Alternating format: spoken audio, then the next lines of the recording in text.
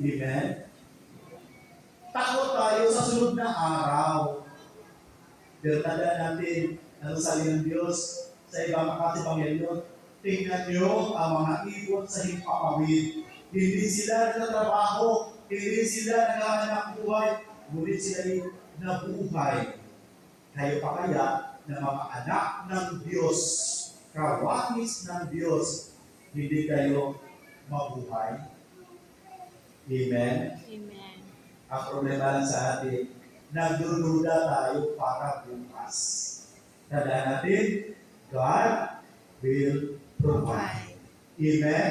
Amen. Makontento tayo dahil bukas ang Diyos na bahala. Magtiwala at manali sa Kanya. Amen. Yun yung wala sa mayaman eh.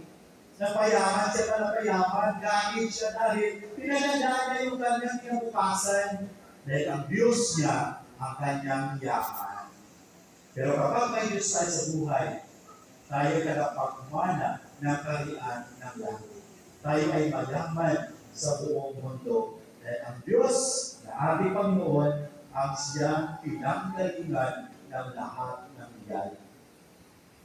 Ang problema lang, hindi natin na-recognize biyaya ng Diyos. Kung minsan marami tayong katanungan, Lord, bakit siya maraming biyaya ako wala?